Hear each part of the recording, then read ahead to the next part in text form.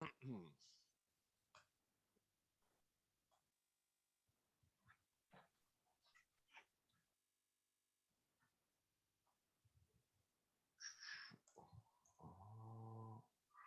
Good up, morning. Adele? How are you? Hey, I'm good. How are you? I'm good, man. Running on you know, like, third one of those of the day. It's a pre-workout. Exactly. I have a sick baby, I so I'm not understand. really sleeping very much right now. Oh, We got lots of folks on. Hey, TG, what's up? Man, this is great. You don't really think of realtors being associated with being early, but I love it that you guys are plugged in. Chris is going to be joining us here in just a little bit and sharing some stuff that we've been working on for literally 5 years. Actually, more than that, to tell you the truth. We've been testing some things on the buyer side of the business. You know, Adele, when we test like any changes to the process, anytime that we test a variation from what we prescribe in the $1 Million Real Estate Team, um, you know, the expectation is that out of 10 of those things, 7 of them will fail spectacularly. 7 of them will just be this like pit that you sink money into and it doesn't really, pay off. 2 of them will be like, okay, that was cool. We'd do that again. We can incorporate that with some caveats that'll work for some of our teams. And then 1 out of 10 will be some kind of, home run. And so with this stuff that Chris is going to talk about today, we tried for, well, if you count version 1.0 of this, we actually tried for like 8 years until we hit the home run.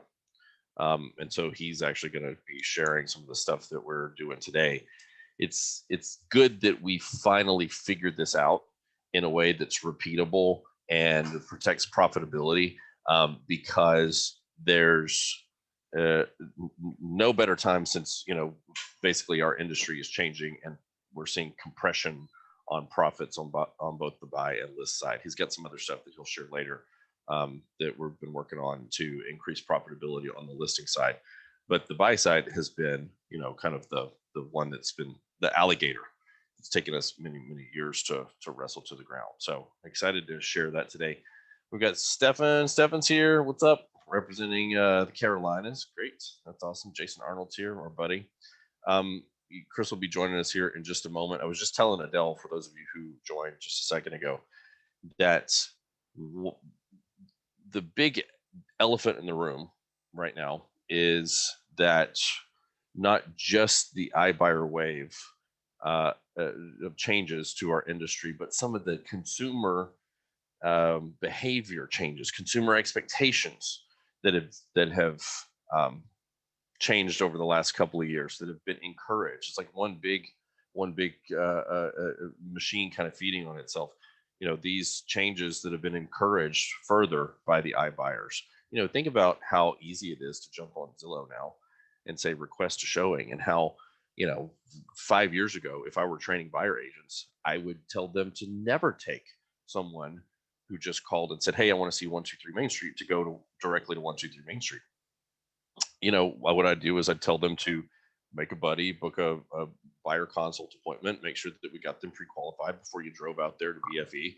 And, now that's not something that's tenable. That's not something that we can tell our buyer agents, because they're going to lose out on a ton of opportunities. We have to roll with these changes in consumer demands. Well, here come the iBuyers, sort of encouraging that behavior with how easy they make it for these folks to not only request showings immediately, but some of them are allowing the buyers to tour themselves without an agent. If you look at Redfin's new redesign of their site, I don't know if you've played with Redfin's site recently, but you have the ability to make your own offer as a buyer in a way that's unrepresented.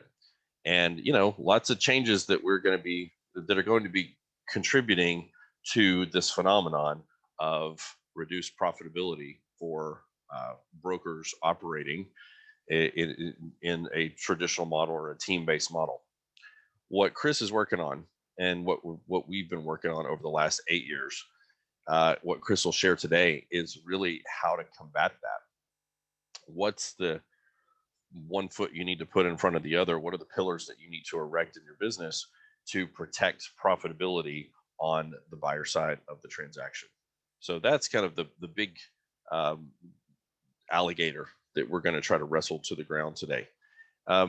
Chris will be on in just a minute. While we wait for Chris, is there anybody who's got a question for us, around the whole team building thing, especially on the buy side? Is there anybody who's wrestling right now with the nuts and bolts of building a profitable buyer agent team? What are the ingredients there? Obviously, it's lead gen, it's recruiting, it's brand ambassador to find somebody or a lot of somebody's to help you underwrite the cost of creating all of those leads. If you have questions, I want this to be an experience that you walk away from spending this like roughly hour and a half with us and feel like, hey, I got my question answered. I'm better off for spending this time. I don't want it just to be an information share. Go like, oh, that was great. Andrew actually volunteered something in the chat, so we're going to address Andrew's question really quickly. Finding a lot of big box brokerages offering splits as high as 90 to 95%. How do you combat this? Raise your hand if you identify with Andrew's struggle. Raise your hand if in your marketplace you have discount brokerages who are picking up agents by the hundreds or even thousands. And now what you're up against is transaction fee only or 95.5. I think, Andrew, the long and short of it is that you can't afford to play the discount split game. You have to have 200 agents to make those numbers work. And there's a fiction that happens. There's a story that we tell ourselves, which is, hey, if I have a limited value proposition, then I get all these agents who know what they're doing and they don't bother me, and it's all mailbox money. And that is complete and utter fiction. You still have 1,000 agents out there practicing in a way that's willy-nilly. Half of them do fewer than 6 deals a year. And so they have no idea what they're doing. And that's the kind of person that gets you hauled into, Association of Realtors hearings, court actions, etc. So I suggest highly that you don't play that game. And instead, you go toward attacking the value proposition end of things. And we'll kind of actually talk about that a little bit more later in the webinar, because recruiting to a high value proposition team model is our sandbox. With that, I've got Chris Waters here. Hey, Chris. Hey, guys. Just noticed my my other video camera is pulling me up. How's everybody doing? It's good. Adele, make us the co-host so we can share. Oops, sorry. I'm supposed to be rolling hype music for Chris right now. Yeah, I just found that you can do that on Zoom, by the way. I just found out that you can do that. So we've got to get his strut song. Okay, I'm co-host now. Hey, can you, let's see, I just logged in. Where's everybody located? We got a lot of new faces on here today.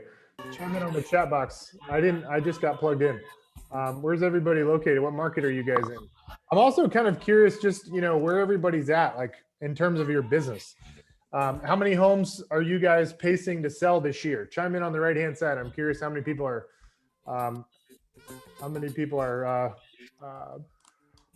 pacing to crush it, and if you're on target this year to accomplish what you want to accomplish. Can you hear the hype music now? Are we good? There it is. Hyped. Turn it Anybody up. from out of the country? Anybody from any international folks? I think our record is South Africa. We have a guy who joins the webinars from literally South Africa. He wakes up in the middle of the night or whatever it is so he can be here. That's dedication. We have a woman in Guam who will join the webinars. She will literally get up at her 3:30 in the morning so that she can be here for a 10:30 or 11 webinar. Cool. So, man, we got people from all over the United States. Some people selling 32, 24 homes, 35. Cool. Sounds like we got a lot of good top producing agents on here. I mean, selling 20, 30, 40 homes by yourself is no joke. That's a lot. Do we have any team owners on here? Anybody with a big team? Any mega teams? Anybody with an independent brokerage? Nice. All right. Well, I'm going to share my screen and we're going to go ahead and kick things off. Let's see. Andrew's got a team of 8. Tyler just got his first team member. Candy says awesome. Team of 20. Vince, team of 3. Cool. All right. Well, I'm super excited to be talking with you guys today. I don't know if you guys have been following the news, but a lot has happened in the real estate industry over the last couple months. Do we have anybody that subscribes to Inman? Do we have anybody that subscribes to Inman News? Anybody listen to Inman News? I don't see any hands being raised. All right. Well, maybe we'll have some aha. Maybe there will be some big ahas for you guys. All right. Let me go ahead and share my screen, and we're going to kick things off here. Brad, how's it going? I heard you had a sick baby, Brad, and you were up all night. Have you ever heard of RSV? Anybody got little kids? The folks who have little kids, Aisha says yes. RSV is like it haunts parents with little kids, and I think I've got not just one but 3 of them. So yeah, we're hanging out at home.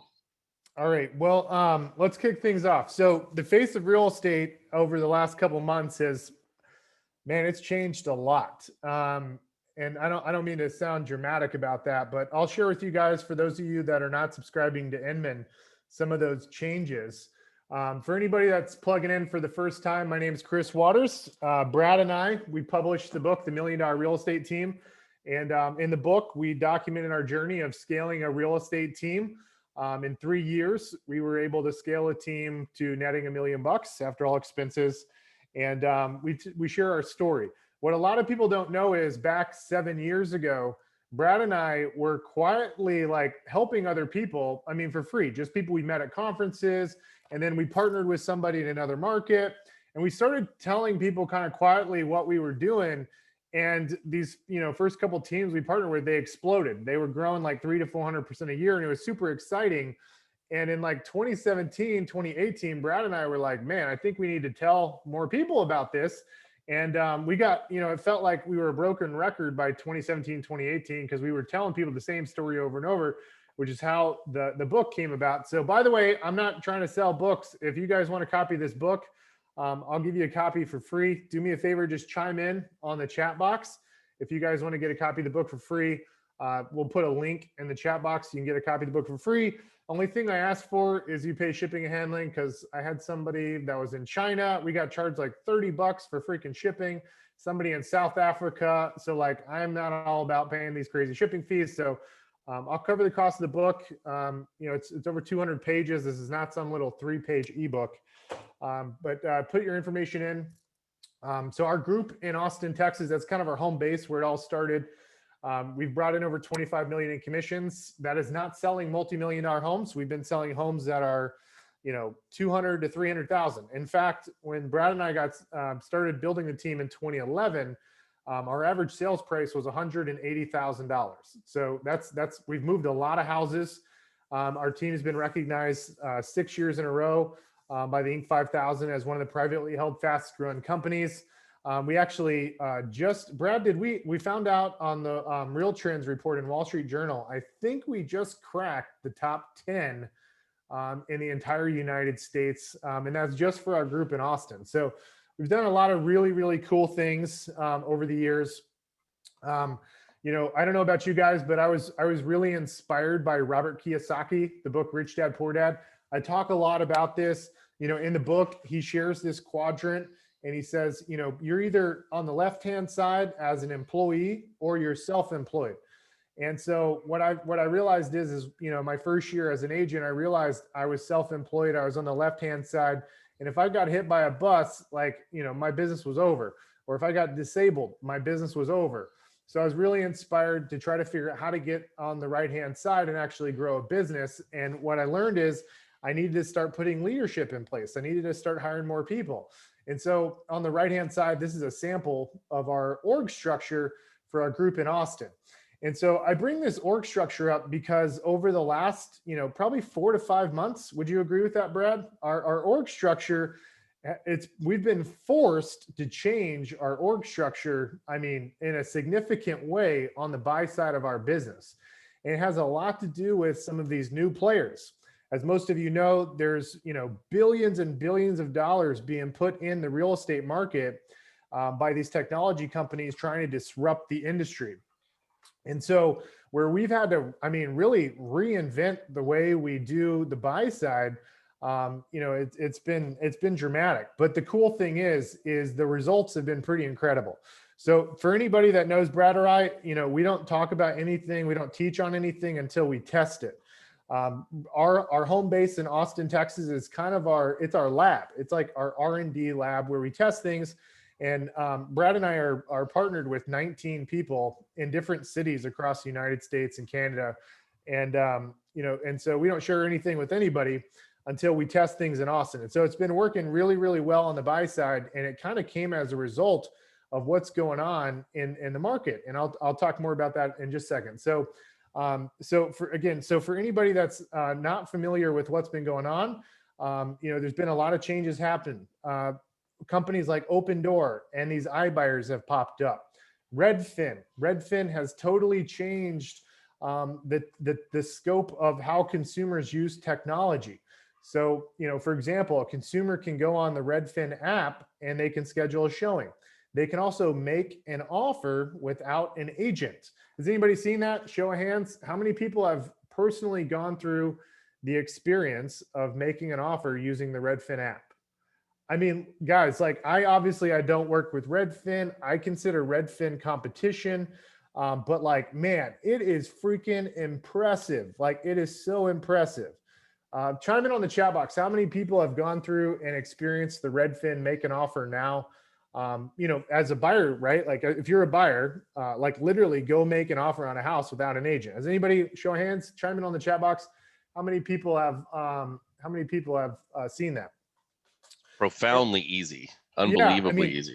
So so here's the deal. Like 2 years ago, I'll give you all a little backstory, and I'm going to try not to go on too long of a tangent here. But 2 years ago, Redfin launched this feature in Boston, and it was the first test market to do this. I don't know if you guys heard the news about this. It was kind of a big deal. A lot of people were pissed off that a consumer could go on their app and make an offer without an agent. And in fact, kind of the little dangly carrot they give the consumer is, hey, we'll give you a kickback. And the kickback is equivalent to like what we typically pay out in referral fees of 25%. And it even goes all the way up to 1.5%, depending on the purchase price. So anyways, a lot of people were really mad about it. Well, the thing is like, for Redfin, it actually worked out really well. It was really successful in Boston. And now they've scaled this feature on the Redfin app to over a dozen markets across the United States. So, what I want you guys to think about is everybody has a standardized contract where they live, right? Like you guys have these standardized real estate contracts.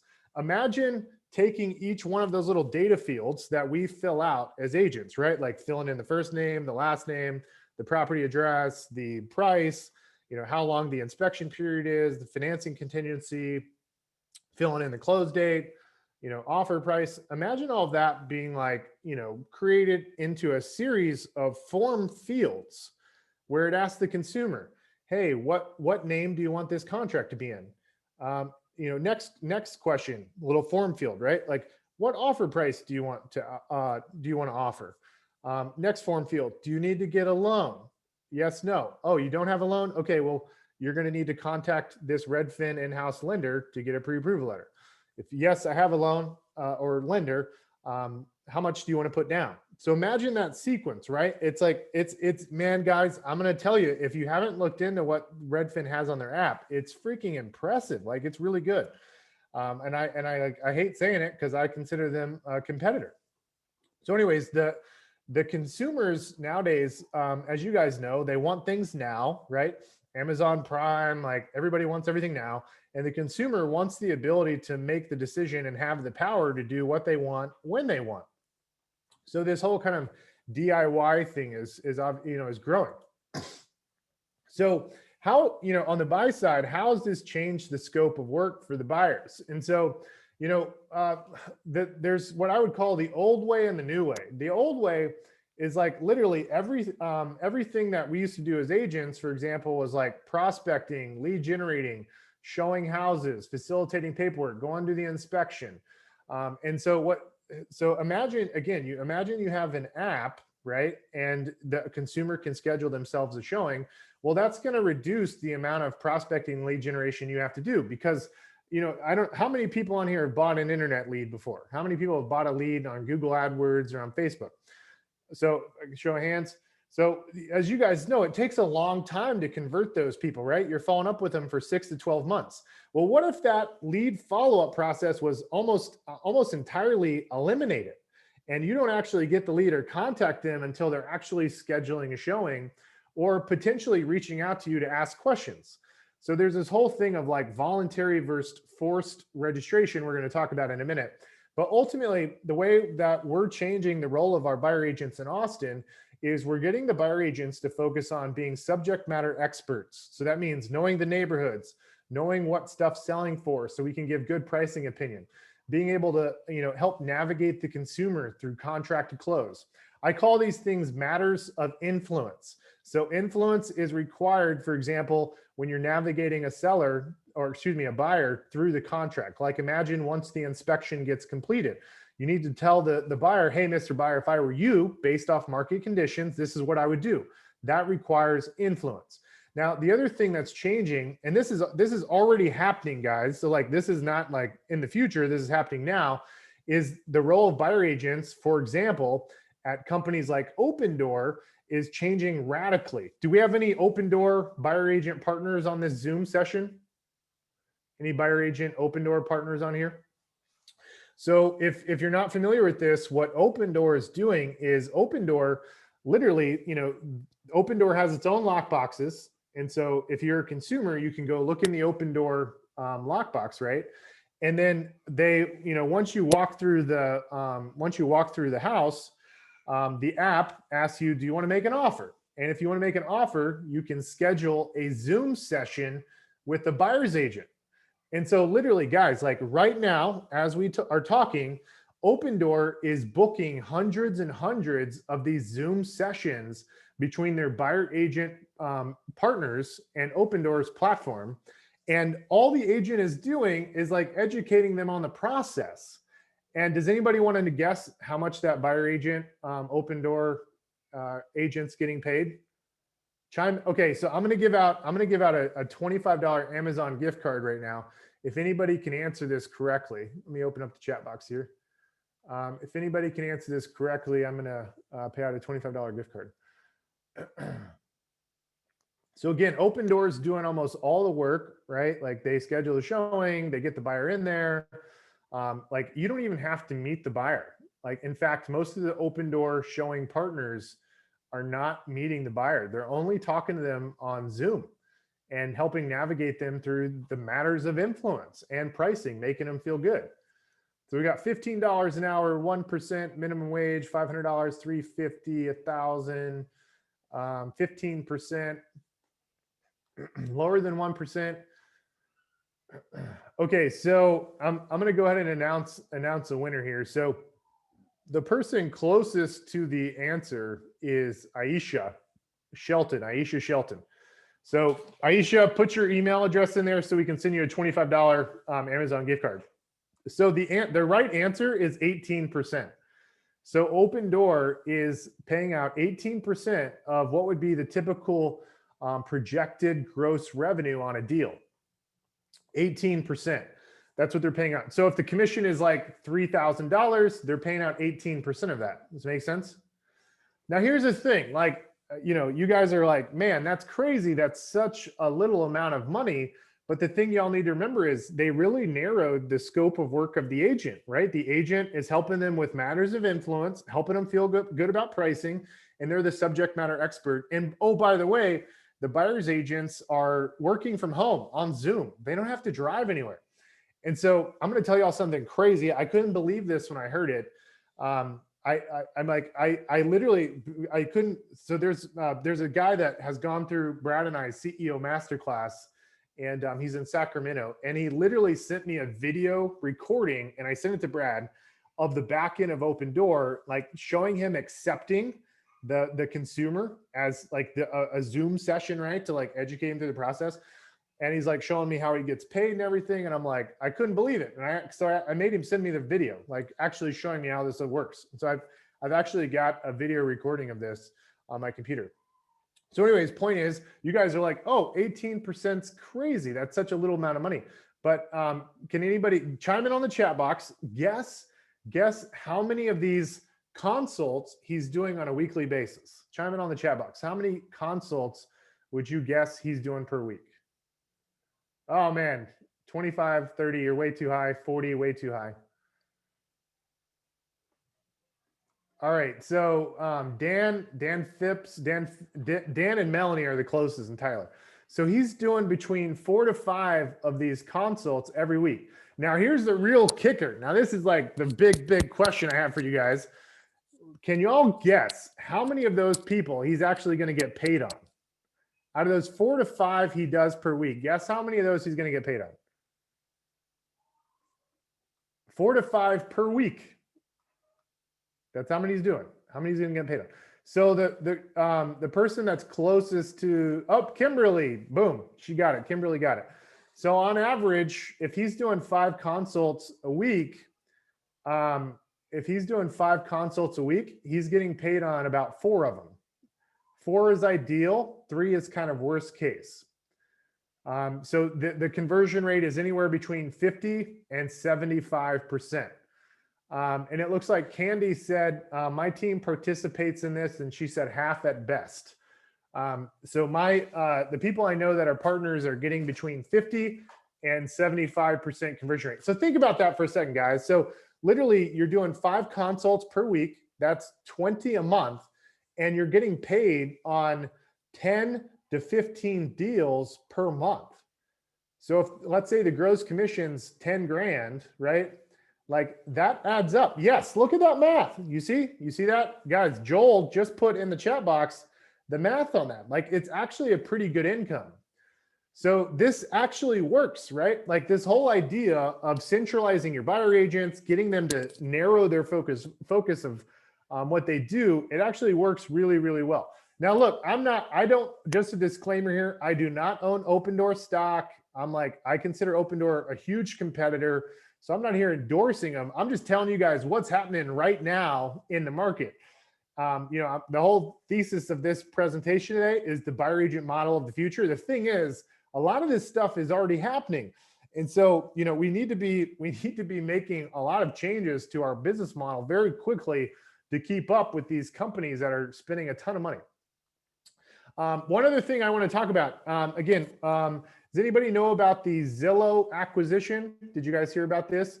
Zillow acquired ShowingTime for $500 million. If you aren't familiar with this, you should probably go Google it.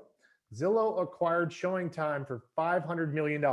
Why on earth would the founder of Expedia replace the travel agency, Rich Barton, by the way, who do you think he wants to replace next? Why would he spend $500 million on ShowingTime? Well, ShowingTime controls 80% of the lockboxes in the United States. So imagine on the Zillow app, right? Zillow now has the ability to integrate the Zillow app with ShowingTime, and Zillow would have the ability to let consumers schedule showings on 80% of the lockboxes in North America. Imagine the quality of those leads. That's a super, super high quality lead, right? I mean, that's massive market share they would own of some of the highest quality buyers out there. Imagine what the conversion rates are when it's somebody physically walking through the house. And then add one more component to this, which is imagine on the Zillow app, just like Redfin, the consumer can make an offer. So something else, I don't know if you guys know this, but Brad and our group in Austin was a Zillow offer partner. We represented Zillow offers. And so we helped them acquire hundreds and hundreds of homes through their instant offer program. And it was very enlightening to say the least. And so you guys are probably wondering, well, are you still partners? And the answer is no. So if you followed the news in Inman last fall, Zillow launched Zillow Homes. Zillow Homes, this is public information. And Zillow Homes is their in-house brokerage. And they're in the midst of getting hundreds and hundreds of people in centralized locations licensed as real estate agents to be these people, these subject matter experts, right? Talking to the consumer through the process of, getting a house under contract. So this is another thing going on with Zillow, like as we speak. I mean, Brad and I were in the middle of this last year, as they're hiring hundreds and hundreds of them. That was just to cover the state of Texas. They actually based them out of Dallas, but this is going on from a national scale. So a lot of stuff, if y'all haven't picked up on, a lot of stuff is happening in the market. And again, I mentioned Redfin. If you're not familiar with this, right, go check it out. Redfin self-tour and make an offer feature is pretty incredible. Like, it's really good. And again, I don't own Redfin stock. I consider Redfin a competitor. I consider Opendoor a competitor. Like, I'm not here, I'm talking good about these guys, but like, I don't particularly like them. I'm just trying to be in the know of like what's going on, you know, in the market, so I can out compete these guys. Okay, so what does all this mean for traditional brokerage? All this stuff specific to tech, you know, all these consumer enabled apps. What does all this mean? Well, the org structure of our real estate teams is going to have to change immensely. And so this is literally what we're doing in Austin, like right now, and it's been incredibly effective. So we hired one customer service rep. She was not a licensed agent. She's only taking inbound leads, and she had no real estate experience. She's based here in the United States. She works out of her office, and she's getting paid $15 an hour. And so her full-time job is literally to field requests and schedule Zoom sessions with our buyer agents for out-of-state buyers, and to schedule face-to-face meetings in office with people that are local.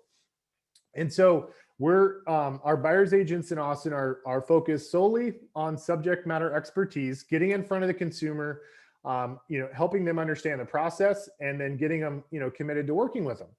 And then once that buyer is under contract, the buyer agent is leveraging a showing assistant. And the showing assistant, there's two different models of how you can pay this person. I'm not going to go into that now, but the buyer's agent's leveraging a showing assistant. And then the next component is, you know, drafting the contract. So you have two options. One, you can replicate what Redfin and Zillow and some of these Opendoor, what they're doing with these series of form fields, and you can leverage technology. That's a whole nother, you know, topic, which I'm not going to get into right now. The other option is you can have, you know, a transaction coordinator working on your team that is helping draft the contracts for your buyer's agents. And then finally, you know, you need a transaction coordinator to help, you know, follow up with inspectors, title company, mortgage company, whatever, you know, the requirements are, you know, to keep the thing moving smoothly. So, you know, this is kind of like a hub and spoke model with the buyer agent at the core of it all. Does that make sense? I want to pause for a minute because I feel like I'm throwing a ton of stuff at everybody. Brad, you want to chime in for a minute? I want to slow down for just a second. Yeah, guys, you know, like this is what we're describing here is a major shift that every one of you is going to have to make either now so that you're prepared and ahead of this thing, or do you want to make it in 2 years when it's sort of passing you by? So Chris, I guess the question that I would have is, if you think about one of our avatars being, I sell, you know, 25 to 40 homes. I have a couple of agents with me. What do I do as far as like next steps, putting one foot in front of the other to get out in front of this thing now? What's like the first thing that you would counter? So I'm glad you brought this up. So the thing is like, for, you know, I asked everybody at the beginning, where are you at in your business? How many homes are you selling? And so what's going to happen over the next, you know, literally the next 2 to 3 years is the agents, the top producing agents out there that are selling 20, 30, 40 homes a year, that group is, you're either going to get, it's not like, you know, you're not going to keep selling houses, but it's like, you're going to have to decide, do you go down the route of building out a team and taking your subject matter expertise and coaching and leading other people to success and start building a business like Robert Kiyosaki talks about? Like, you got to decide, I mean, in my opinion, it's right now, because the changes that are happening in the market are crazy fast. And so you got to decide, do you want to go down the route of being a CEO and ultimately starting to build out your own business and team? Or are you going to join one of these technologically powered companies, right? Because if you're a solo agent and you don't have the ability to let a consumer schedule a showing, or you're not a Zillow partner agent or an Opendoor partner agent or one of those, you're going to struggle, because consumers are right now, they have all this power at their fingertips. so you've got to decide which, are you going to partner with the technology companies, or are you going to start building your own business and going and licensing technology that gives consumers the ability to do these things? So by the way, technology does exist that you can go get off the shelf to allow consumers to make offers without you. You can give them technology to schedule showings. These are all things you guys can do right now, and you can go license this software so that you don't have to go recreate it and spend $100 million. Like it already exists, but you have to have the money to do it. It's expensive. And so if you're selling 20, 30, 40 homes a year, like you don't have enough top line revenue to afford this stuff. So you got to decide, do you go down the route of being a CEO, driving up top line revenue by hiring people underneath you, or do you go partner with these companies and you essentially go work for them, right? Like it's one or the other. Like that's where the industry is moving. And that's where things will be over the next 24 to 36 months. I want to go through some of the questions in the chat box before I carry on too far. Evelyn's got a really good question that she's asking that I want to highlight, which is, this customer service rep, do they need to be licensed? And there's a little bit of nuance from state to state, but one of the common threads that we found is that the rep can operate in a way, an unlicensed rep can operate in this fashion as sort of a customer service and survey person. And then you may just have to tweak the end result as far as when do they connect the prospect with a licensed agent based on what the rule is in your state. There's a very old opinion in the state of Texas that was issued in literally 1977 that we still fly off of, that we've interpreted in a certain way that allows us to kind of get them right there to the edge of that appointment and still stay compliant. But definitely check out where you are. What do you want to layer on there, Chris? Yeah, so we've gotten a lot of questions about ISAs, and someone asked about splits. So an inside sales rep is somebody that's very skilled at converting appointments, and typically they're good at also outbound prospecting.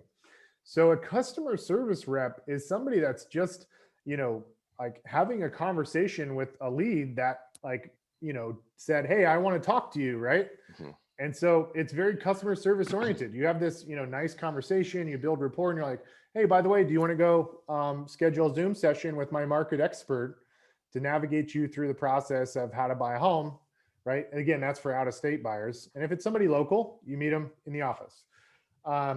So the customer service rep depends state by state. Most states, if it's an inbound inquiry, meaning somebody reached out to you, you don't have to have a license. Now, the other thing is splits.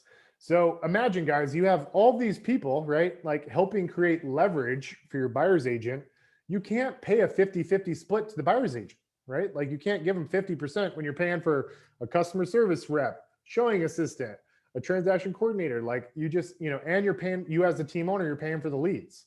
Like this whole 50-50 team model thing with the buy side, that does not work. And so in order to make, the money work for your buyer's agent and on the business side, you're going to have to pay the agent less, and the agent's going to have a much more narrow scope of work. Like I talked about earlier at the beginning of the presentation, you got to give the buyer agent a much more narrow scope of work. So again, for anybody on this webinar, the whole thing I keep pressing on is like, you guys got to make the decision. Are you going to start building a business, building out a team, becoming a CEO, or are you going to ultimately start partnering with these technology companies? And there's no wrong way. And I'm not saying real estate agents are getting replaced. In fact, the technology companies like desperately need us because they need boots on the ground. If any of you guys have listened to Barbara Corcoran, she's on like CNN and CNBC, and they're always like, are real estate agents going to get boots on the ground with all these technology disruptors? And Barbara always says, like the technology companies cannot eliminate the boots on the ground, right? Like it's just, real estate's a belly to belly business. People want to see inside the house. There's inspections. Something else I want you guys to think about is like, let's say, for example, you're Open Door Redfin, right? And the consumer, they schedule the showing, they make the offer without an agent. What, you guys know this, what's going to happen once the contract gets executed? Like, is the consumer going to be able to deal with the title company, the mortgage company, the inspector, the surveyor? Hell no, they're not. There's no way that they're going to be overwhelmed. So all these tech companies, they need us. Real estate agents aren't going anywhere. It's just we have to decide right now, are we going to build our own business and go license the software to compete with these companies, which means we need a lot of money. We need to grow top line revenue. We got to, make a lot of changes, or are we going to go partner with them? Like that's the inflection point, everybody should be thinking about right now. So I'm going to share with you guys some of the changes that, we've been making with our group in Austin. So first off, our customer service rep is doing like the initial call to the lead. So when the lead comes in, the customer service rep's calling them right away. And they'll make a couple call attempts when the lead is in new or qualified status. But then we intentionally drop the ball on the manual follow-up calls over the phone. So what happens is we leverage automation. So we use a lot of texting and email automation to focus on staying top of mind with the consumer. And then there's only very few key actions where we'll actually have the customer service rep call them again. For example, they hit schedule a showing, they hit save a favorite, they calculate a loan payment. There's some key actions where it will mean make a phone call, but we're not calling them 100 times over the course of the year. And so what this means is if you're building a team and you decide to go down that route, you've got to fill the top of your funnel with an insane amount of leads, like a crazy number of leads. Is everybody familiar with a forced registration versus volunteer, where someone like volunteers their information, like on Zillow, for example? Like on Zillow, you got to intentionally put in your information, right? So we're changing our website so that it's not forced registration. The consumer, makes the decision. Yes, I want to reach out. Again, which just reiterates my point. You got to fill the top of funnel. And so this also means you need a lot of money to cover the cost of lead generation. And then finally, outbound prospecting is really becoming a thing of the past. I don't know if you guys have noticed, but the cell phone carriers, everybody's cell phone is, things that are showing up as spam, right? Like our phones are registering as spam. There's a lot of issues around outbound prospecting. And so we have to set up our business so that consumers reach out to us. It's basically attraction. It's attraction versus chasing. So that's the direct, again, for you guys that are going down the route of building out your business, we got to start thinking about building out an attraction-based lead generation model versus chasing. Some of the other major structural changes to the team model, and when Brad and I published a new book, because so much has changed since we wrote this book in 2017, 2018, we have to make some major changes to the book. So for example, when we train buyer's agents, the way we think about it is there's 3 skills that the buyer agent has to master. The first skill is inside sales. And so that means what to say on the phone, how to manage lead follow-up. Like for example, logging a lead as new, qualify, nurture, hot watch, scheduling a to-do activity, recording notes, like just best practices for inside sales. The second thing is outside sales, which is when you actually get face-to-face. If you're going to get rich in real estate, you got to learn how to convert a stranger into a client, because if you just rely on your sphere, it's going to take you, number one, forever to build that sphere up if you're just getting started in business. And so outside sales is the second key thing we teach the agent. And then the third thing is subject matter expertise. And so this may seem backwards, right? Because like you would think like you got to learn real estate contracts and all that first. But if you don't get the agents out in the field, right, like actually talking to people and going inside homes and looking at houses, they're not going to develop the subject matter expertise. So this is the sequence in which we've done it for the last 10 years. And this is getting flipped upside down on its head. So with the customer service rep, that person is operating as the inside sales person, and technology is kind of acting as the outside sales tool, because you're giving the consumer the ability to fill out an offer themselves or schedule a showing themselves. And so really the key thing your buyer agent, for example, has to really focus on is the buyer side of subject matter expertise. So on the leadership side, there's a couple other key things that we're having to change as a result of what's going on in the market. And, again, for those of you guys that have already read the book, You know, we talk about the great escape in the book, like how you become a true business owner, like Robert Kiyosaki talks about.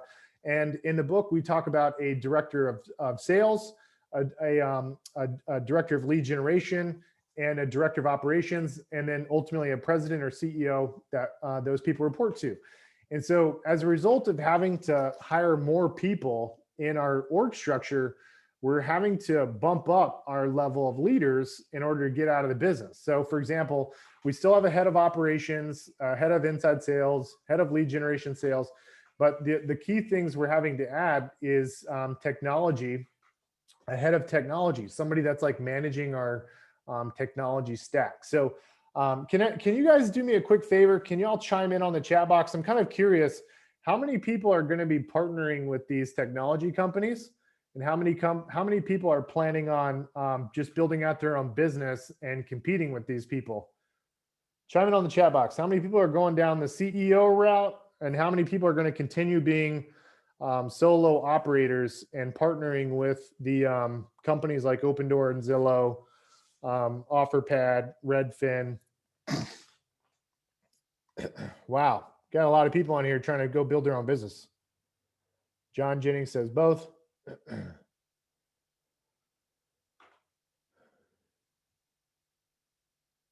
So Phil says, I was at EXP and after 15 years independent, and now you're going on your own.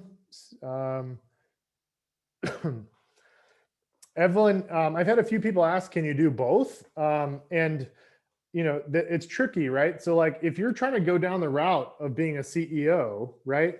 Like, and one of your agents goes and helps Opendoor facilitate a deal, and Opendoor is paying out 18%, how are you going to make money on the deal as the team owner? And somebody asked, what's going to happen to listing commissions as the new consumer/buyer activity becomes bigger and more mainstream? You know, I mean, no doubt there's going to be massive pressure on commissions. Like it's already happening, right? So, and Joshua, yes, both in the way Spain does it, guarantee an offer. Yeah, on the listing side, sure. Mark Spain's a great guy, super smart guy. All right, so I've had a lot of people. I've had a lot of people say they wanted to be the CEO. So there's one thing Brad and I do, and this is completely a nonprofit endeavor for Brad and I. We're actually in the middle of doing the paperwork for is it 501c, Brad? What is it called? 503c? Yeah, we're turning it into a nonprofit. That's correct. Yeah. So the thing is you know, Brad and I, we don't have some big coaching company. There's really one thing that is our passion project. And it's to keep real estate agents and team owners relevant and to help them stay ahead of the curve with the competition.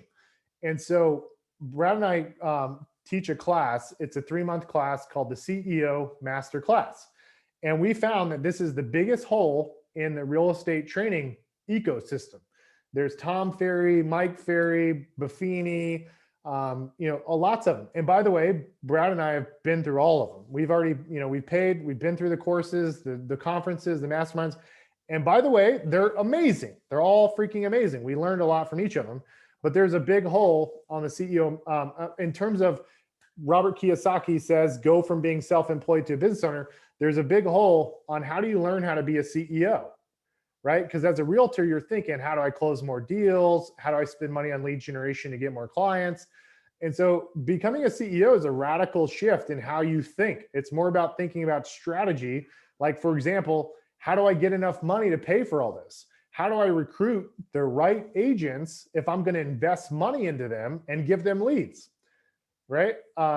What does that interview process look like? You know, what's the selection process look like? What does the financial model look like? Like I just mentioned, the whole 50-50 split thing is going to be a thing of the past as you scale up your team. What does that financial model look like? So Brad and I do make $0 on this. We're almost done actually doing this for nonprofit. And this is our altruistic way of like giving back to the real estate world and hoping to connect with other people in the industry across the US. That's our big reason for why we do this. So the class Brad and I teach, it's 3 months long. It's an intimate group. We only do this with 7 to 10 people. Brad and I we only do this twice a month. And I think now Brad and I have been doing this for about 2 years. It was about 2 years, Brad. Yep. And 2 so years, we cap 40 groups. we cap it at 10 people max. And I'll explain why we only do this for 10 people. So anybody that decides they want to go through the CEO Masterclass, there's essentially like 6 key topics that Brad and I focus on, and we have class every other week. Okay. So the first class is about interviewing, recruiting, and vetting talent. Again, if you're going to go compete with Opendoor and spend money on lead generation and invest and buy the technology so that it schedules showings and writes, offers online, you got to make sure you get the right people, right? So you get a return on your investment. So this is a big pain point for a lot of people, is the interviewing, recruiting, and vetting side.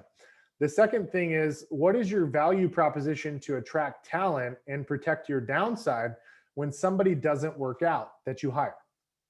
And number 3, the lead generation machine. What does that look like? And most importantly, how do you get the money so that you're not, ramping up your credit card debt or spending all your savings? And so this is something we talked about in the book called the Brand Ambassador Program. And so we actually are going to go a deep dive in the Brand Ambassador Program, and like literally live during the class, we're going to call local vendors in your market and text local vendors and book appointments with people that are going to be willing to commit money into your little marketing kitty so you can grow your business faster and increase your lead generation spend so you can provide higher quality opportunities to the people that join your team. Number 4 is what we call the art of leadership. And so this is about how do you develop a culture where people want to be there? So when people wake up, like they're dying to get into the office. Is there anybody on here that's built a team before? If culture is a challenge, it's going to feel like herding cats to get people to do the things they need to do to be successful. Anybody see that movie, The Wolf of Wall Street, with Leonardo DiCaprio? Anybody see that movie? So, I'm not saying you should go do all the illegal things they do in the movie, but what I am saying is, when you imagine that, call center area where it's this like super hyped up, high energy thing, like that's the type of environment you want to create where people are excited, they're having a good time. And so this is something that we screwed up in the early years over and over again. And we learned that the high energy culture gets created from the bottom up. And we explain that into more detail, like from a tactical perspective, how you actually execute on that. Because this was like the biggest mystery to Brad and I. We're not the feel good type of people. We're like, let's get shit done and move on to the next thing. And then class 5, the science of leadership. This is all about accountability, reporting, scaling, your KPIs. It's essentially telling you when you press the gas and when you press the brake. And so this is how you help make sure you're getting your salespeople to progress, in the right sequence in order to help you achieve a high return on investment from the money you're spending on technology and on lead generation and on your time training these people up. And then the final class is about optimizing your real estate business for execution, rapid growth. So we're going to actually help you develop something called a 1-page strategic plan. This is something we got from Vern Harnish. We have anybody on here that has read the book, Mastering the Rockefeller Habits? Show of hands. Anybody read Mastering the Rockefeller Habits? Anybody read the book Scaling Up? It's a big, thick purple book. Anybody read that one? So Vern Harnish is the author of those books. And we actually took his 1-page strategic plan and worked on creating a version for the real estate industry. And so this is kind of your blueprint, so you know exactly what you need to be working on to get the results you want in the shortest time period without making a bunch of mistakes. So each class is an hour long, instructional style for the first hour, and then it's 30 minutes of Q&A. And then when we have those classes set up for the Brand Ambassador Program, it's an hour and a half of straight up taking action, like literally like booking appointments with prospective agents, booking appointments with people that'll commit money to your marketing kitty. Like this isn't just Brad and I talking. There's certain classes where we're going to stretch you out of your comfort zone and we're going to take action. So at the end of the call, like literally you've got people committing money to you and you're sending out agreements via DocuSign to people to get money and to put into your marketing kitty. So what else do you need? There's a lot of downloadable tools and templates we're going to share with you. This is like a tiny microscopic, display of them. I can't even fit them all on the page. But when it comes down to the interview process, we're going to give you all the documents about the interview process, vendor disclosure templates when it comes to collecting money, core values assessments when it comes to making sure you got the right people from a cultural perspective. We're going to give you our training academy schedule and outline for our buyer agent boot camp. We're going to give you our self-directed accountability group questionnaires that we use to help with accountability and leadership and just keeping people on pace for, ultimately, them finding success and also getting return on our investment when we're investing in buyer agents.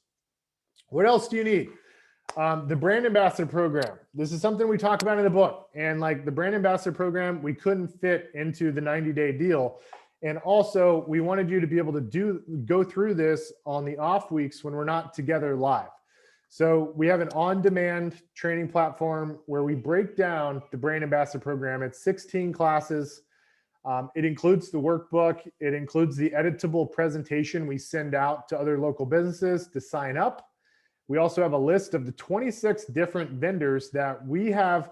Again, this is not theory. Like, we're doing this now. Brad and I are doing this now in 19 different markets. Every single person we've helped do this, they typically on average get between $2,500 to $5,000 per month. That's out of the gate. We have some people collecting $20,000, $30,000, $40,000, $50,000 per month. I mean, imagine how that's going to change your business if you were getting, just $2,500 to $5,000 a month from a local business, right? That's going to help you buy a lot of leads, fill top of funnel, give higher quality opportunities to your agents.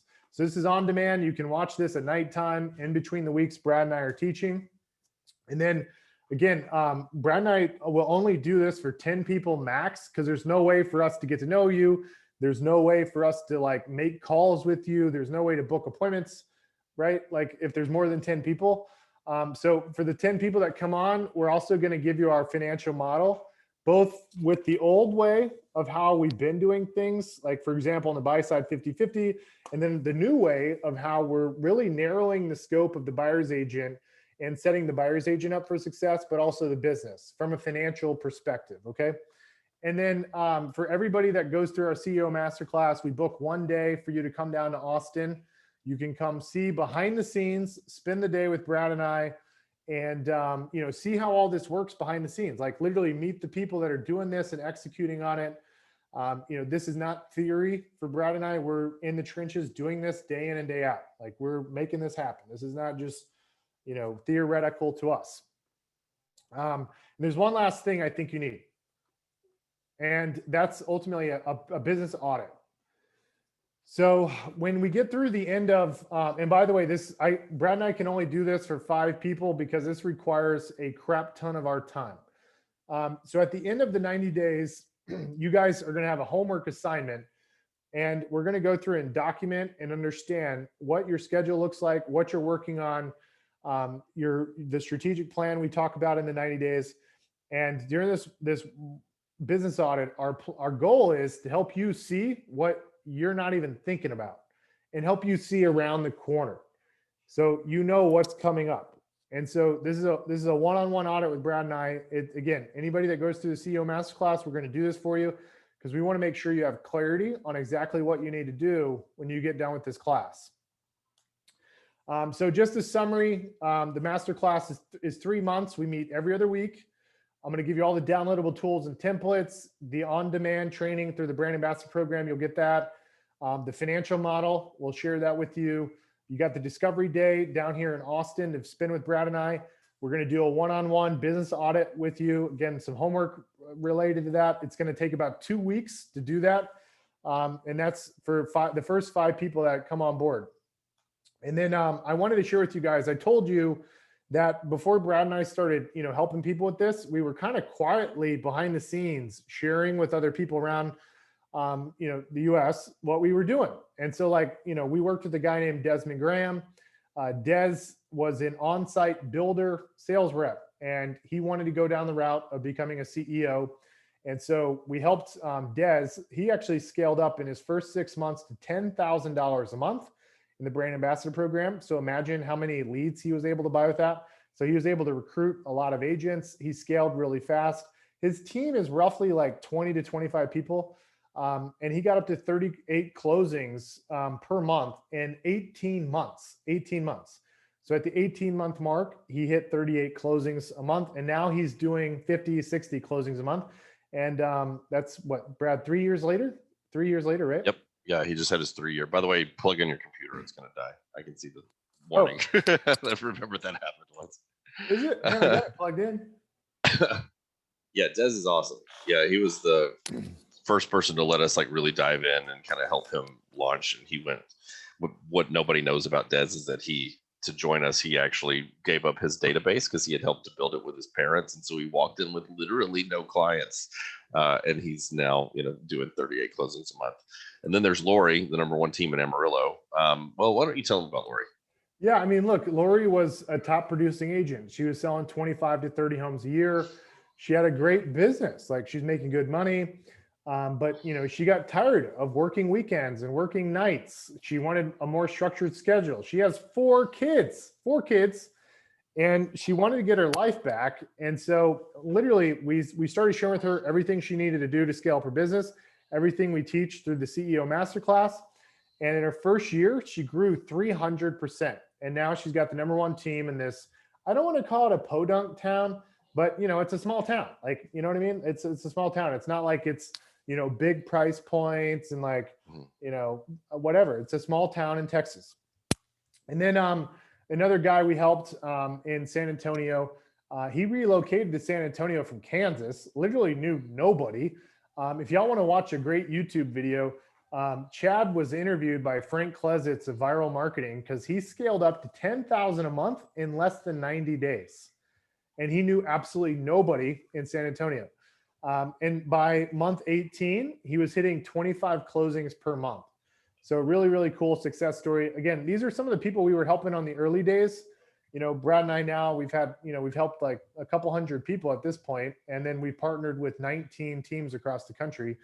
All these people are growing 300 to 400% a year. So, when Brad and I started doing this, we're like, we could sell a bunch of these, or we could just require a little bit higher of an investment so we could devote more resources. And so obviously we wanted to charge a little bit more so that we could devote more resources. So for example, Adele is on here. You got Brad and I both. We have a whole team behind us that, for example, when y'all come down to Austin, Texas, you're going to get to meet all of our key players. And so it's 3 monthly payments of $497. We're going to put the link in the chat box if you want to sign up. And so, you guys have 2 options in my mind. You can obviously do nothing, which is 100% risk-free, or you could pony up a small investment. And I think if you haven't figured it out in return, you're going to get a massive ROI. And by the way, if you 30 days in, you're like, Chris, this is complete garbage, I'm not learning anything. Well, just ask for your money back and we'll give you your money back. This is a nonprofit for us. We don't collect any money. Brad and I don't make $1 off of this. It's completely altruistic in our way of giving back. So if you're like 30 days in and you're like, Chris, this sucks. This is nothing you promised, nothing I expected. Just ask for your money back. There's a 30-day guarantee. So just ping us on day 29, 23 hours in and say, give us your money back, and we're happy to give it back to you. So I think the real question is it worth gambling some of your time? If this does half of what I've claimed, I think you'll realize it'll pay for itself in less than 30 days. And so again, the links in the chat box, it's chriswaterscoaching.com / I forgot what the little hyphen is. It's only $497 to get started. It's $1,500 for the whole 3 months. If you guys have been exposed to the coaching industry, coaching is typically $1,000 per month minimum, up to $2,500 per month minimum. So I think this is a great deal for anybody. And again, Brad and I are coming from this from a very altruistic perspective. Adele, how many spots do we have left? I want to open up the chat box. Adele says 4. Okay, There's so 4. we have, Yeah, oh we're wow, cool. holy cow. So we only have 4 spots left. All right, so check out the link. It's chriswaterscoaching.com / CEO.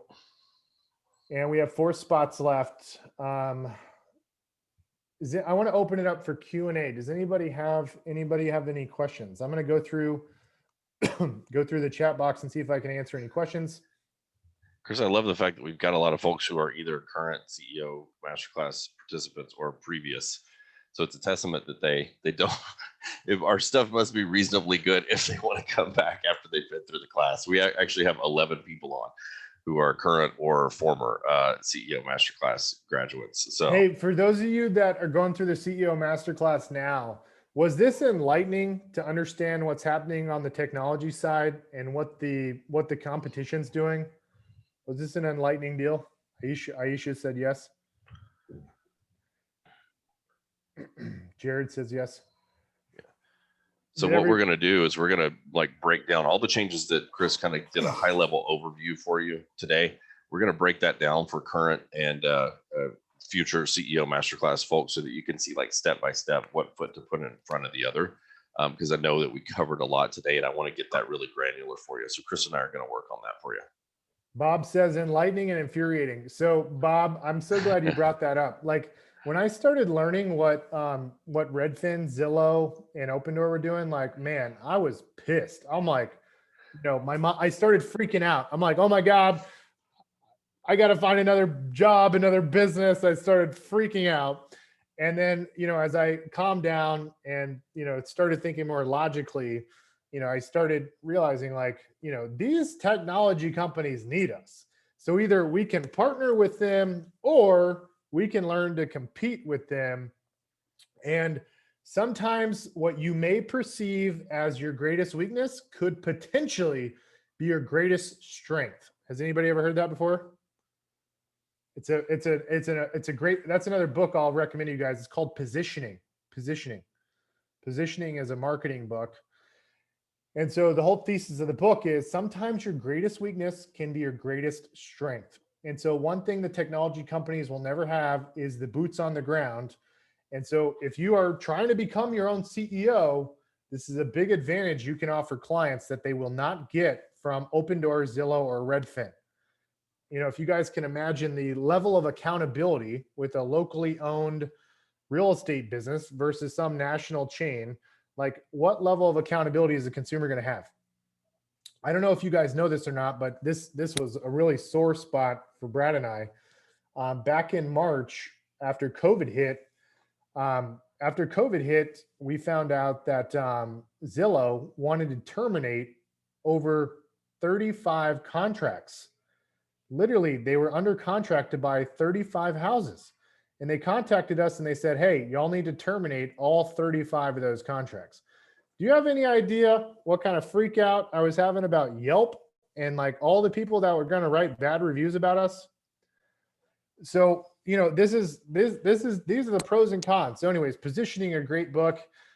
There is a way for us to compete, but I'll tell you what, like you need to be thinking right now, are you going to partner with these companies or are you going to build out your own business? It's really difficult to do both. It's difficult to do both because those third-party companies like Zillow and Opendoor and OfferPad, and there's a ton of them, they ultimately only want to pay real estate agents 15 to 20% of gross revenue. So if you're running a team, how on earth are you going to make money and your agent going to make money if they're trying to pay out 15 to 20%, right? The numbers don't make sense. And so what most people on this call are familiar with is buying leads on Zillow or getting referral fee type leads, right? Zillow, Flex, or some of these companies like Opendoor, et cetera, are paying out leads, Redfin, and you pay them a 35% referral fee. But the ultimate goal of those companies is to pay out 15 to 20%. So literally flip it upside down on its head. Like that's the direction they're going. So if you're getting leads right now and you're paying out a referral fee, that's only going to last for probably the next 24 months because they are all moving in the direction of flipping that upside down on its head. And they're using technology to help narrow your scope of work so the numbers make sense, like the example I gave earlier with Opendoor, right? Where the Opendoor, buyer agent partner is doing 4 or 5 of these consults via Zoom, never even looks at the house, and 3 or 4 of them are going under contract and they're getting paid on. and it's, it's not a lot of money per deal, but if you get 3 to 4 per week, that's, 10 to 12 a month times 12 months, you can still make 6 figures.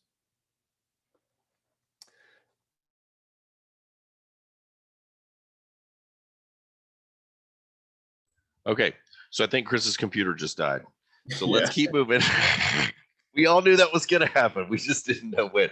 So you guys, we have a little bit of time here.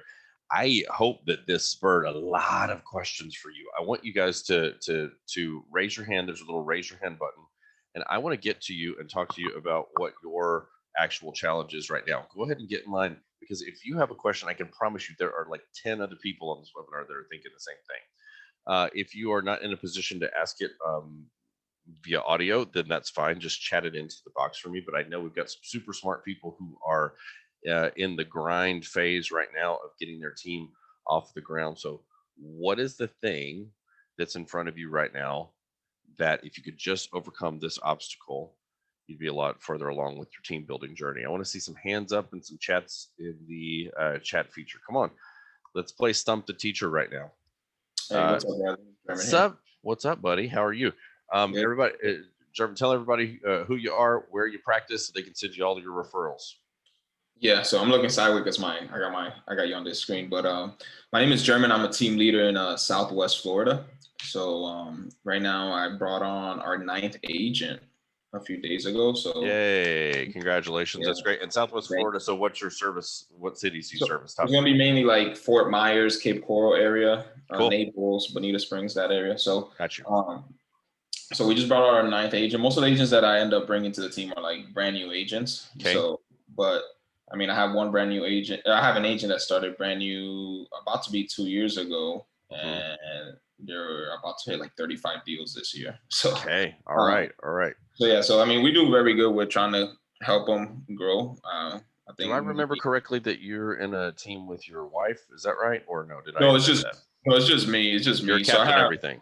Yeah, so it's just me, nine other agents, so 10 of us in total. One inside sales associate, one admin, which basically does like the transaction coordinating and all that. So I'm just looking to scale up quickly, obviously, and trying to. I think the hardest thing for me is like I don't want to be pounding the phone to attract agents. I want to do it based on the value that I give to the industry, and just kind of people. They see how much they're like, man, Jervin really gives a lot. I would love to join his team and he could probably help me, right? So that's kind of like the two that just came in. The last two were like that, right? People just say, reach out to Jervin. I know he puts a lot of great content out there and he does well in real estate. Maybe he could help you. So is the question kind of around that? About whether what have you guys seen? Are you guys more of like pound the phones, let's talk to agents, or are you guys more of like just provide value to the real estate community through maybe, little small risk, like agent events or even just social media? Listen, you're going to get to a point where, let's say your operation is doing about 350, 400 transactions, and people really do just come to you in the numbers that are sufficient to keep scaling the business. And put a star by that. What does he mean by that? Remember that the goal is to become CEO. Yeah. And to become CEO, that by definition means that we have to install these leaders under us who can take over these various departments, right? Well, the thing about the real estate industry is that it's so wacky that it's very unlikely that you're going to be able to cut a check to bring a leader into the organization to cover a certain department like sales, like operations, et cetera, because there aren't a lot of real estate leaders lying around. How many of you have worked for a brokerage before where there was kind of a quasi team leader, but that person was mostly just a recruiter or mostly just a compliance broker? They weren't actually fit to lead anybody out of a paper bag. How many of you worked for a team where there was a quasi team leader that didn't get a salary, but cherry picked leads? Anybody ever have one of those? They were mostly a producer and kind of a leader as well. Like the traditional brokerage model is so cheap that we don't have high quality leaders out there to poach. So that means that you're going to have to home grow each one of these people. And so to get to the leaders that actually take these departments off of you. I want you to think about everybody. Think about everything that you're responsible for right now. If you're captain everything, that means that you're the lead generator. It means that you're the inside sales pro. It means you are the team leader. It means you're tech support. You might even be housekeeping services around that office, right? Like you are literally everything. If you took every one of those words that you're responsible for and put them in tiny 4-point font, if you strung them all together end to end, it would be 4 feet long, would it not? I mean, you're everybody. So imagine this. In this model, what you do is you hire enough agents so that a minority of them can turn into more. And those people are the folks that allow you, go back to that big long list of words, that they're the ones who allow you to hack giant sections of that line of words off and give them to subject matter experts. So I've got someone who started with me as buyer agent, and then they showed real promise as a leader. So I home grew them into a leader. Bam, now you have the buy team, it's yours, right? So that's the path. To get to those people, I have to hire a lot of people who don't work out. And so the attraction thing is great, but it's not scalable. In the early days, you have to proactively go tell a story to a lot of people who've never heard of you, right? So we can't just rely on a game of chance of, hey, who's German done a deal with and has interacted with him and like wants to raise their hand and go, hey, I want more of that. I want a leader like that. Who's been to one of German's seminars at the Board of Realtors. It's just not scalable. And so we have to take this idea to them. Now, you can do that through some relatively affordable advertising, right? You can do that through, because it's not all just about the phone. You can do that through, since you're in a larger market with, a good number of agents, through texting.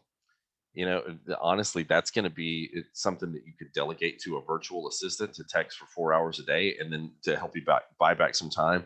So toward the end of the day, instead of you spending 3 hours pounding the phone, you have about 30 minutes worth of calls to return to book yourself some interviews, right? And, once you cultivate a good virtual assistant there, you might even be able to allow them to book the appointments for you if you get a really good one. So I think that the answer very simply is you have to prospect for recruits. You have to do it in a way that's systematized, and you have to do it in a way that is sustainable, because what happens is you're going to bring in, 4 or 5 of them at a time. I'll take you through my recruiting prescription in just a second, but you're going to bring in, ideally 5 at a time. And most of those people are not going to work out. And so if I get bogged down in, I got a training class, I'm going to put everything into this training class, I'm not going to recruit this month. It's kind of like a buyer agent who puts 3 deals under contract, but then stops prospecting. You put out all those fires, you close all those deals, you look around and you go, what's next? And the answer is nothing is next, because I haven't created pipeline. It's the same theory, right? And so that's why I'm saying, with the volume that you already have right now and the people that responsibilities you have, you're going to have to buy back some time. So you need some cost-effective help to help you deliver on that prospecting activity. For recruiting, here's my prescription. This is going to blow your mind. Some of y'all might just jump off the call right now, but once you hear this, my prescription is that when you recruit agents, you recruit them in groups of 7. Now, that's probably a scratch on the record for some of y'all, because you go like, I have a hard time recruiting 1. Once you get really intentional about this, once you understand who your avatar is, once you have that data set, and once you get good at telling that story, and just like we talked about with German, once you get a little bit of help in terms of making sure you have enough introduction, 7's not a problem. You know why 7's not a problem? Is if you have a high value proposition model, you have the solution to the problems that are faced by the folks who are operating at big box brokerages that don't invest any money in the individual success of their agents and don't invest any time and talent resources. So all you have to do is go to those 2 shops in town. I know nothing about any of your markets. I literally, I know nothing about, Fort Myers, but what I can tell you is that there are 2 brokerages in town where all the new agents go. Okay. One of them is going to be a national brand, probably one known for training. The other one is a wild card. It could be another national brand, but more likely it's a shop that's been around for 100 years, named after some guy.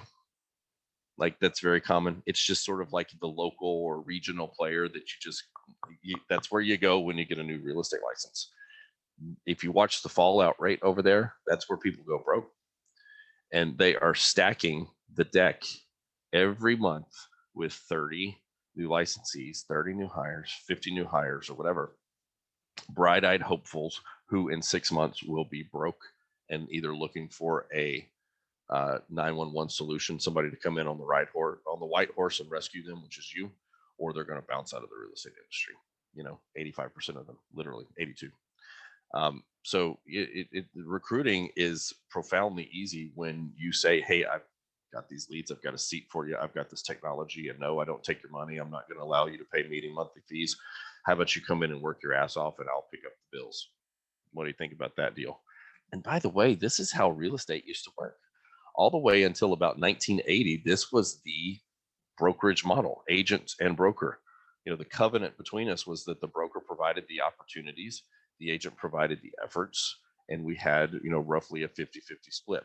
Now, we talked about kind of the nuance here because we've got these new conditions and we're having to sort of shift and tailor our model. But coming out of the gate, when it's just me and I am a realtor doing 25 to 40 transactions, even executing on hiring a customer service rep and training that person is probably something that I'm going to put off for 6 months. I just need to get some agents here in the door, and then I'm going to open up this line of business for them by creating appointments that can be put on their calendars, right? So FYI, the base prescription stays the same, and we're going to coach you guys kind of on the nuance about how to shift into the newer model. Okay, Phil says, I get tired of training agents, providing leads for them, provide ISA and admin support, make them look successful. And then they think the grass is greener to be on their own. Okay, Phil, do you have a mic live? I would love to talk to you about that. Do we have Phil? Not sure. What Phil is sharing is very common, which is I bring these people into my organization, I give them everything, and then they leave me. I'm here. Hey, Phil, what's up, buddy? Okay. Anybody relate to Phil's pain here? We've got a lot of folks with their camera off, but just indicate in some way that you've been there, done that. Yeah, show Phil some love. Hey, I've been there, buddy. I've hired some agents, and it was the same experience. Phil, are you mostly hiring agents who are new licensees? I've done both. Okay. So in our state, you're not a salesperson. You're either a broker or an associate broker to take more class time, and you got to operate under 2 years as a broker. Okay. So I've been both ways of training, newbies and people have been in business that, I went out trying to recruit them that they do 10 to 20 transactions a year to try to bump them up. Yeah. Because I know that's where their failing point is. They don't have enough support, enough training. They can't afford enough for marketing. So that's who I was going after, and bump them up from 15 to 35 to 40 deals a year. Mm-hmm. And then they think, well, I could do this on my own, but they don't realize what money I spend to bring these leads in and have the team in place for them. And I did have a team up to about 25 agents at one time. Mm-hmm. And now I'm down to 3. I just get tired of doing this. And I've been doing this for over 18 years. Yeah. Listen, I've had a lot of agents leave me, right? And especially in the early days when I was a new team lead and didn't know what I was doing. And, one of the when we get into the culture piece and CEO masterclass, man, we really dive into like, hey, what are the places where you're highly likely to screw this up? And by the way, ask me how I know, right? I have this joke where I say, what happened about 2 years into my team leadership career is that people started to quit. And what would happen is that it always happened on a Friday. It always happened at like 3 o'clock, 4 o'clock in the afternoon. And what would happen is I would see the agent come in and they'd be wearing like shorts and a t-shirt, which is weird because we don't do that in the office. That's not how we dress. And they'd come in always on a Friday, always late in the day. And by the third time that it happened, I would spot them at the door going, oh crap. Like I know what's happening now, right? They're coming in to say like, hey, I love you. I love this company. I love, everything about working here. This has been great, but I'm quitting. Right. And it was always under the guise of some kind of like topical reason. Like, I'm going to go to this competitor over here who's got a, 10% higher split on this type of lead or whatever. And, that was always confounding to me. And I knew that it wasn't satisfying. I was like, why would they leave me over 10% on this type of lead when I could do X, Y, and Z for them? So I found out that the number one mistake that I was making is my good producers I was ignoring. They were operating well in their spot. They were making money. So I thought, hey, we're good. I'm spending most of my time on these squeaky wheels over here. And you know what I failed to do? This is the thing to underline. This is the actual screw up. I failed to tell a story to these guys of what is next for them. So I want you to think about, this is something that Tony Robbins says. I don't know if we have any Tony Robbins fans in the building here. I'm not a super fan. I actually think that he doesn't have a whole lot of like original thoughts, but he collates wisdom from the ages and puts it in front of you. And one of the things that he says is that human happiness is predicated upon a sense of forward progress. So think about that. The human happiness is not about what we have today. It is about an anticipation of what is in the future. Would you agree with that? Anybody like me, when I was a little kid, I hated Sundays. I hated Sundays. You know why? I mean, Sunday, it's great. You're a kid. You got the day off. You got the whole, the world is your oyster. But you know where my head was? Tomorrow's Monday. I got to go back to school, right? Our brains are centered around what's coming. So if I have these folks who are doing well in their roles, they're making money, I tend to go like, okay, they're good. They're making me money. They're cool. Check the box. And then I worry about some other folks. But where's their head at? Their head is at what is next for me? What is the next opportunity? And maybe that would have been moving them to the listing team. Maybe that would have been helping them to, guide them into team leadership, letting them try that on. Maybe it would have been moving into operations for some of them. And I failed to tell a story of what was next. So that's number one. That's the kind of thing where I would take, Phil, a list of all those people in my head, and I would go, okay, there's going to be some jerks in there. There's going to be some people who were always meaning to take advantage. But I bet you that's like 5%. The big bell curve of people in the middle, I bet we didn't tell a story for what was next. The other thing is that new agents don't stick around a high value proposition team model very long, because they don't have the context to know that what you're offering is special. How many of you started your real estate career at a brokerage where you had to kill what you ate? If you didn't go out there and knock on doors and find somebody to be your victim, you weren't going to close a deal that month. Nobody was feeding you leads. What they were doing is they were charging you upfront fees, monthly fees, maybe upselling you, training, all of that stuff. Anybody connect with what I'm saying? That experience sucked, right? That experience, oh man, it sucked. But you know what the beauty of that is when someone comes in to that type of model where they are not supported, they're sold to, they are nickel and dimed to death. What that does is it sets a stage, it sets a mindset that is perfect for you and your value proposition. Because, okay, if Aisha has a high value proposition team model and she interviews a brand new real estate licensee, she walks them in and she goes, hey, here you go, buddy. That's your chair.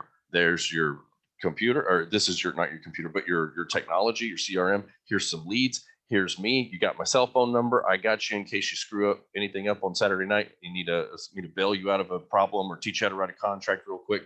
Like, I got you. You know what they go? They go, oh, cool. Right? Because they don't know any better.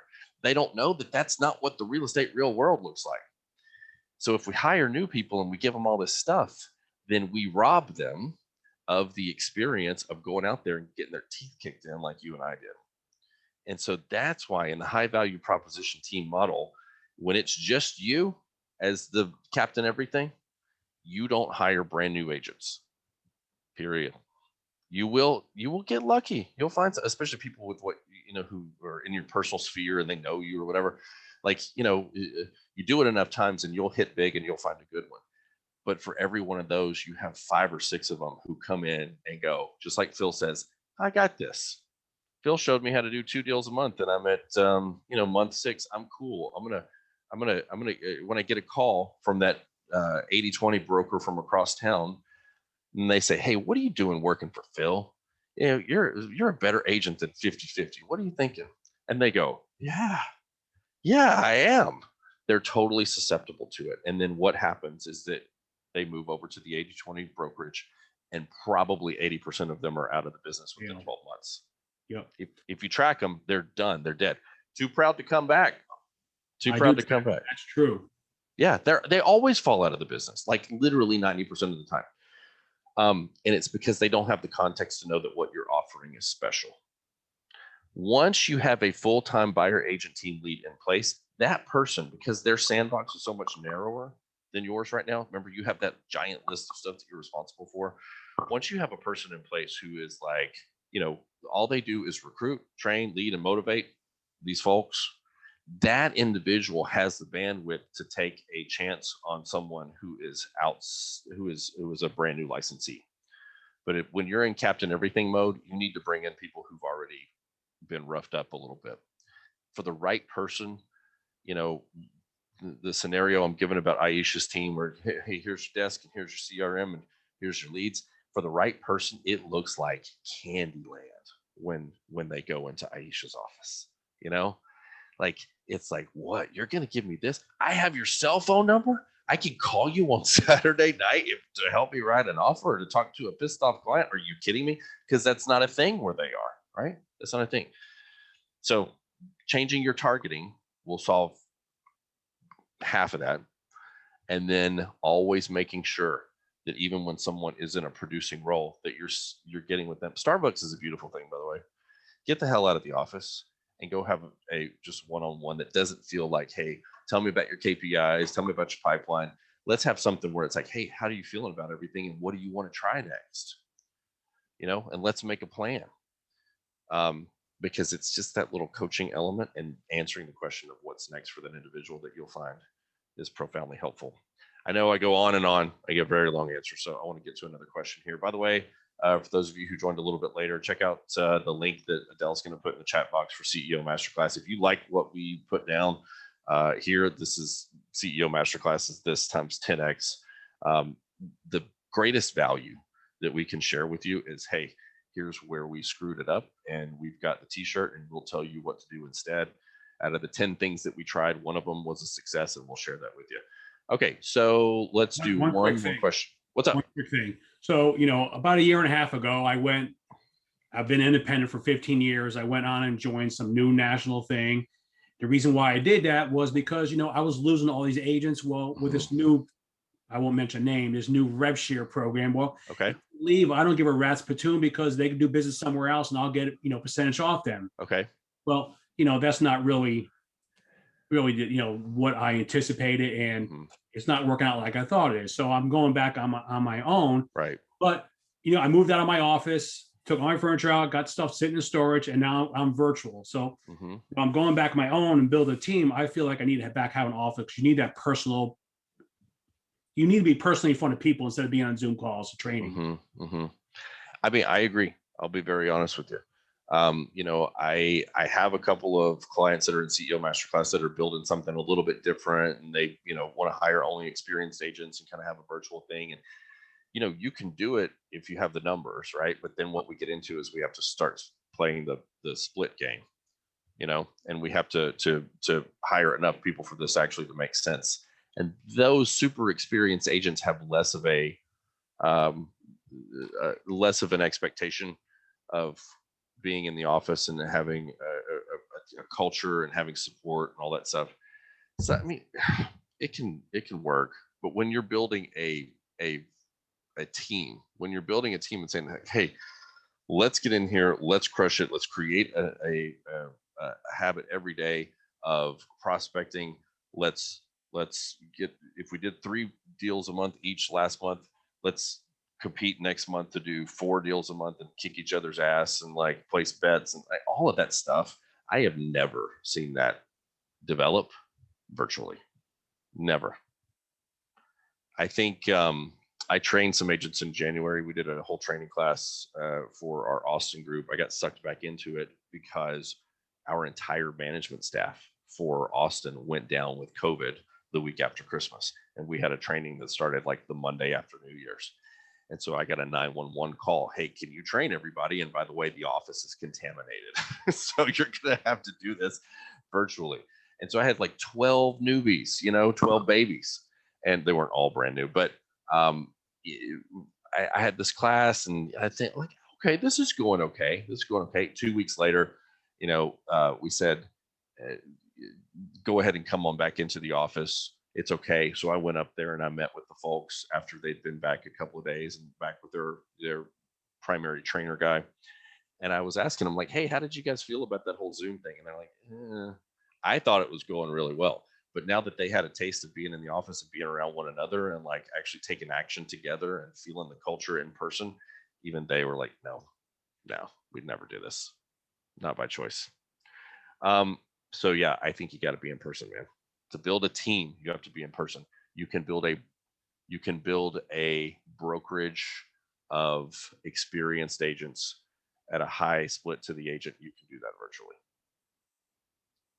Okay, anybody else have a question here? I'm trying to read the chat and make sure. Dan, what's up, buddy? Hello there. I got one that kind of fits in with the last two. Tell them who you are and where you practice, and then send you referrals. So I'm Dan. I'm in Oakdale, California, Modesto area. So to give a little context, Bradley and I had spoke a little bit about moving my office from Oakdale to Modesto, because that's kind of the bigger city. I'm in kind of a side suburb. I got about a year left on my lease, I think, somewhere around there.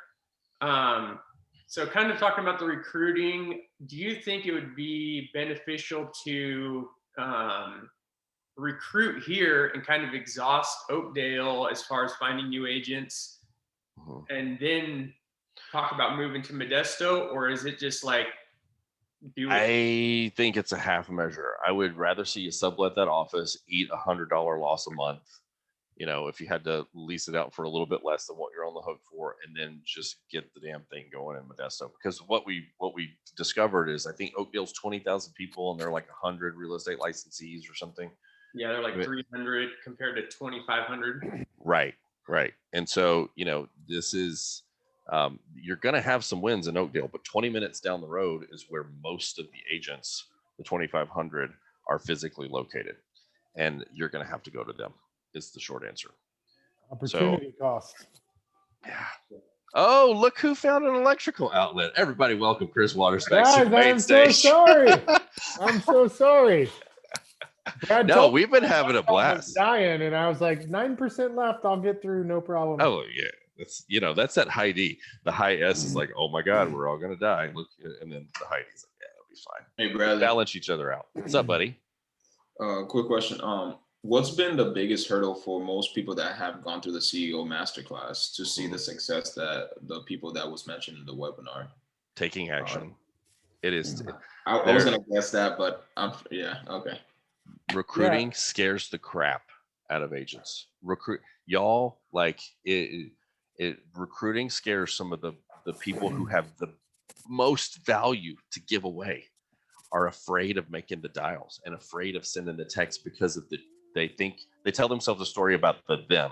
Everybody know the imaginary them, the imaginary they that are the agent community who are going to think I'm stupid if I, call them and say, hey, come on over to my brokerage. And then they're going to put down the phone and they're going to call all of their other agent buddies and they're all going to have a good laugh at me, which just doesn't happen. Right. I mean, it's all just this giant built up thing. And so it is stopping at the 1 yard line instead of taking action. Same thing on brand ambassadors. If you guys put pen to paper on the hundreds of thousands and probably millions of dollars of commissions and jobs and things that you have sent out to your vendors in the past 2 to 5, 10 years, it's staggering. It's staggering what you've sent them. How many roofs has your roofer gotten from you over the last 10 years? And you're talking about, 10,000 a pop or 20,000 a pop or whatever times 8. And then there was that year that we had the hailstorm. So you got 20 that time, like hundreds of thousands of dollars. And then we go like, oh, but I don't want to ask him for 500 a month. We get real chicken shit, as we say in Texas. That's not a curse word, by the way. There's like this feeling of I'm not enough. Yeah. That's exactly right. That is exactly right. So like one of the things, and that's, listen, I don't want to spoil the ending here, but in CEO Masterclass, like that's why we make you take action right there where it's safe and when we're excited, so that I can show you, hey, listen, there are people out there who want nothing more than to work for an operation like German Hernandez. Like if you guys could fast forward, if I could show you what happens when you bring people into a high value proposition team model, scared little agents who've been at the big box brokerage and spent all their money and now they're broke and they have a crappy car when you first hire them, and then boop, boop, boop, boop, we fast forward 2 years into the future and they're driving a brand new Tahoe and they got the new house and they're deciding to have the third kid after all because we can afford it. You will have people sit down, every one of you. You have people sit across from you at your desk in 2 years with tears in their eyes and say, thank you. You've changed my life and you've changed my family's life.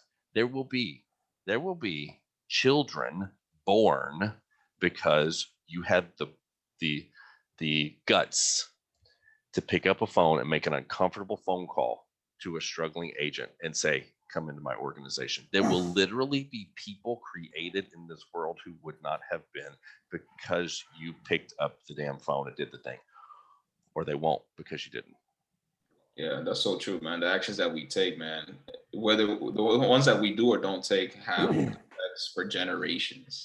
Can I just, like, Chris Waters is so weird about like receiving appreciation. You can't even like thank him for lunch without. Oh making him God, I uncomfortable. think I know where this is going. So let me just tell y'all. Oh my God. Do I have? Here's Talk here's about trying to make me one. feel uncomfortable right Oh, now. here we go. Oh my God. This is super uncomfortable. Okay, so here's Oh, God. the crappy picture. It's small. There's 3 kids. So Chris Waters recruited me in 2010 from a Facebook ad, or not a Facebook ad, a Facebook message. This was back in, before like you'd send a message and it would go into spam. You could send a message to anybody about anything and it would go right into their inbox. And here's this like 25-year-old child broker who sends me a friend request and a message that says, hey, come talk to me. I've got these leads. And I literally took the appointment because I was like, I got to go see this shit. Like, who is this like infant who is asking me to come work for him? And I did. And he told me a very compelling story, which in CEO Masterclass will kind of tell you how to build upon that and creates a hugely compelling story, even though you don't have a lot to show right now, which he did. So fast forward, I create success there. He helps, he snatches me up by the collar one day and says, hey, you're going to be a team lead. And I'm like, oh man, what are you talking about? And I took him up on it. I said, yes. All I ever did was say yes. Everything was always his idea. It's very expensive for me to have kids because we have our kids through surrogacy. It costs basically $80,000 a head. And so I have 3 of them now. And I definitely wouldn't have those kids. I think I would have become a dad, maybe like 1 kid through adoption or something, on the track that I was on, being a single agent operator and building upon my business like 10% every year. I wouldn't have had these giant financial leaps forward if somebody hadn't told me, hey, you're more than this. You need to take my word for it and come along. There are literally people who exist in my house who would not have existed if it weren't for him. And you all have the same ripple effect, the same power based on these crucial, critical moments where you go, I'm either going to suck it up and I'm going to send that uncomfortable text message or call that agent, even though they might laugh at me, like, or not. I'm going to be able to provide all these opportunities to my team because I'm going to plant my feet and go, actually, Mr. Lender, you've done very well by me over the last few years. And we're going to talk about making this worth it to me as well. Like, these are the moments where this business is made or it's not. And that's the kind of effect that you have times dozens of people. That's what an owner does. That's what a CEO wields in terms of their power. And I didn't have an appreciation for that back in the day, but I sure do now. So bet y'all didn't think you were getting a sermon when he asked that question. Man. So I apologize. Brad must like you guys because he's trying to make me uncomfortable. I mean, it's a pastime of mine. Let's be honest. That's fine. Chris. Hey, somebody said, Chris, how do you get an immediate sunburn in your face? You let Brad give you a compliment. Hey, I actually am sunburned. And when my computer died, I know what you're trying to say now. You're trying to say I turned red, but I actually got a sunburn yesterday. And maybe I am turning slightly red, but I did get a sunburn yesterday. And when I fixed up my like literally my thing was powered, like plugged in. All right, I'm gonna stop bullshitting you. Mhm. All right, maybe I'm a little embarrassed. Yeah. I am actually sunburned though, for real. I used to say this is complementary to other coaching programs. So like, does it complement? How does this kind of like pair or tell me what you mean? So what I was thinking, because I am a part of a coaching program, Mhm. and they do offer similar things, but I'm Mhm. also a member of the CEO Masterclass currently. And the reason why I'm a part of both is because what I felt was the CEO Masterclass was teaching me how to work on my business and work Mhm. with teaching me how to be a technician. Yep. And so I see, do you guys feel like it's a compliment, because it also adds value. The other coaching program adds value. Mhm. Which one are you in? Workman, Which one? Workman Success Systems, Vero Workman. Oh yeah, Workman. Yeah. I mean, every single, like, the thing Brad and I discovered is like every single coaching company has kind of their niche. So like, for example, some of them are great at marketing and lead generation. Some are really good at like your sales skills. Like, for example, we went through years ago, we went through Dirk Zeller, Real Estate Champions. That's really good for inside sales, like learning like scripts and getting really good on the phone. And then there's another one called Corcoran. Bob Corcoran, he actually sold it to Bubba. But that's great for like, say like KPIs, accountability, structure, systems. Like, it's pretty good for that. Back in the day, there was something called Kinder Reese. That was a good marketing lead generation one. Mike Ferry, Tom Ferry, again, another great sales training coaching platform. So all these groups are really good. And, you just need to be self-aware of where your weaknesses are. Like, if you're already selling 30, 40, 50 homes a year, you don't need sales training and you don't need lead generation training. What you need is training on how to be a business owner. If you're only selling 5, 10, 15 homes a year, you need sales training. You need to learn, how do I get better at converting strangers into clients? Because, as you transition into being a CEO, you're going to be wearing a lot of different hats, and it's your subject matter expertise that's going to help the people you bring on be successful, because you're going to help them you're going to prevent them from making the same mistakes you did. So if you haven't mastered some of these basics, like, where to spend money on lead gen, sales, like the contracts, pricing, subject matter expertise as an agent in your market, if you haven't figured out those things, you're not really well positioned to go and build out a team. Like, So you're ideally- smart to be closing the gaps on those skills. And some of you guys have done. Some of y'all do 40 deals a year just from referral business and Sphere, right? And you go, okay, but there's a gap in my knowledge because I don't know how to take leads that I buy, which is the scalable thing, right? Because I can't scale brand new agents into doing 40 deals a year instantly from their Sphere. I've got to figure out a way to help them feed themselves while they develop all that. Like, but I don't know how to convert those leads because I've never done it myself. I've had that story before. That's very self-aware, to Chris's point. So get some, short-term instruction to close that gap. But yeah, this program is really about building out the business and not so much teaching you about how to sell homes. Most of y'all know how to do that and can close those other gaps. All right, cool. Chris, we got to wrap here. This is All right. great, you guys. This is such good questions. Man, this has been a great group.